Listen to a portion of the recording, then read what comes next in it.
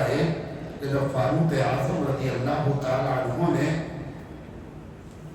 کہ لشکر بیت المقدس کی طرف فلسطین کی طرف جہاد کر رہا تھا، تو اس وقت فلسطین کے جو پادری تھے مسلمانوں نے اس کو پورا محاصرہ کر دیا، مطلب گھیراؤ میں لے آئے، اور 1 مہینہ 2 مہینہ کئی مہینے گزر گئے مگر ابھی تک شہر فتح نہیں ہو رہا۔ اندر والے بھی اپنے آپ کو سرنڈر نہیں کر رہے، نہ ہی وہ کوئی جوابی کارروائی کر رہے ہیں، کیونکہ انہوں نے اپنی اگلی کتاب میں کچھ ایسا پڑھا ہوا تھا کہ اس شہر کو صرف ایک ہی شخص فتح کرے گا جس کا نام عمر ابن خطاب ہوگا۔ انہوں نے کہا، کھڑے ہوئے فصیل پہ چڑھے اور کہا کہ کیا تمہارا سردار کون ہے؟ تو انہوں نے جو لشکر کے سردار تھے حضرت ابو عبیدہ کو آگے کر دیا۔ انہوں نے ساری علامتیں دیکھی اور اپنی کتاب کو ریڈنگ کرنا شروع کیا، مگر وہ علامتیں نہیں ہیں۔ عیسائیوں سے کہہ دیا بے فکر ہو، اس شہر کو وہ نہیں فتح کرے گا۔ اللہ اکبر۔ کچھ مہینے ہوئے، سوچنے لگے یہ مسلمان یہاں سے جا نہیں رہے۔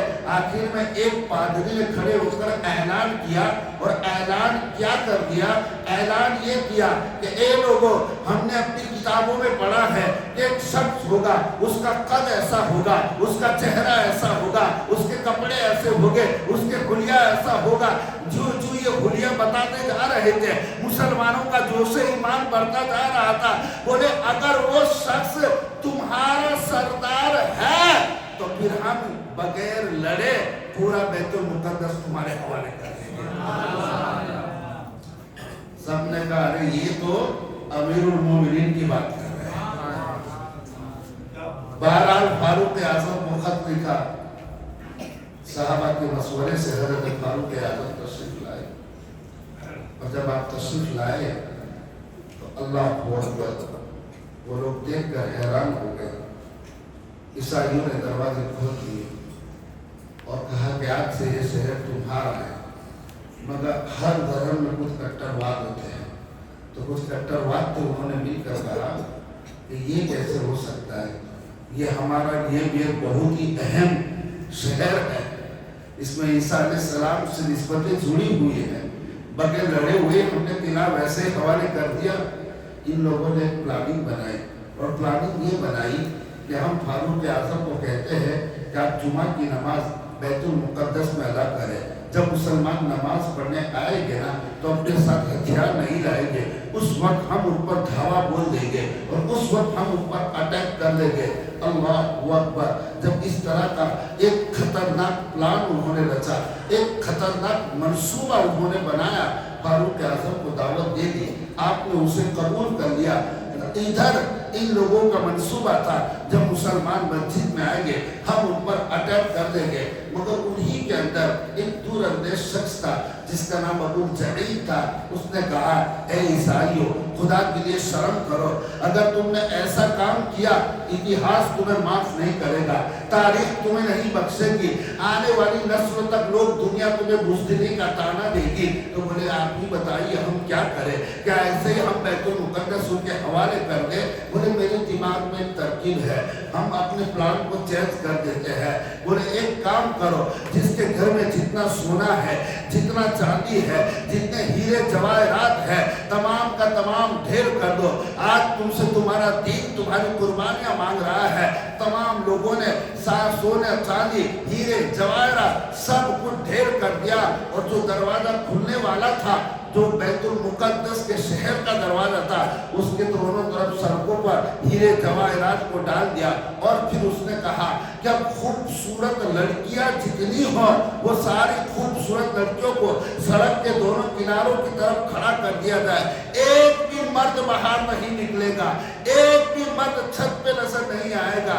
جب مسلمان آئیں گے تو ان کی نظر دولت پہ جائے گی اور دیکھیں گے کوئی ارد گرد میں کھڑا نہیں ہے۔ جب مسلمان آئیں گے تو ان کی نظر حسن پر جائے گی، عورت پر جائے گی، تو اپنے آپ ہی مسلمان بے قابو ہو جائیں گے۔ پھر جب یہ ہماری دولت پہ ہاتھ ڈالیں گے، جب یہ ہماری عورتوں پہ ہاتھ ڈالیں گے، اس وقت پھر ہم ان پر اٹیک کر دیں گے، پھر وہ ہمارے فولٹ میں آ جائیں گے، ہمارے قصور میں آ جائیں گے۔ اللہ اکبر، یہ خطرناک پلاننگ انہوں نے بنائی۔ حضرت فاروق اعظم رضی اللہ تعالیٰ عنہ، جمعہ کا وقت ہے، اللہ اکبر میرے دوستو، جیسے دروازہ کھولا مسلمانوں نے دیکھا، فاروق اعظم نے دیکھا، سڑک کے دونوں کناروں کی طرف ایسی حسین و جمیل لڑکیاں، وہ بھی اللہ اکبر روم کی لڑکیاں تھی، جن کے ایک اشارے پر بادشاہ اپنا تاج اتار کر ان کے قدموں میں ڈال دے، اللہ اکبر، اور دوسری طرف ہیرے جواہرات چمک رہے تھے۔ فاروق اعظم نے فوراً ہی قرآن پاک کی آیت پڑھی، قل للمؤمنین یغضوا من ابصارہم، مومنین اپنی نظریں جھکا لو۔ تمام صحابہ نے اپنی نظریں جھکا لی اور صحابہ اس رستے کو پار کرتے جا رہے ہیں۔ ادھر عیسائیوں کی لڑکیاں، اللہ اکبر، بعض روایت میں ہے کہ ان کے بدن پہ کپڑے بھی نہیں تھے، وہ دعوت گناہ دے رہی تھی، مگر ایک بھی مسلمان نے نظر نہیں اٹھائی۔ اللہ اکبر، وہ صحابہ آگے بڑھتے جا رہے ہیں، سیریا کا حسن بھی بکھرا ہوا ہے، سیریا کی دولت بھی بکھری ہوئی ہے، مگر کوئی مسلمان ادھر نظر نہیں اٹھا رہا۔ میں کہنا چاہوں گا، نظر اٹھائے تو کیسے اٹھائے، کیونکہ اعلیٰ حضرت فرماتے ہیں تیرے قدموں میں جو ہے غیر کا منہ کیا دیکھے، آقا کون نظروں سے چلے دیکھ کے تلوا دے رہا۔ انہوں نے حسن مصطفیٰ دیکھا تھا، انہوں نے جمال مصطفیٰ دیکھا تھا۔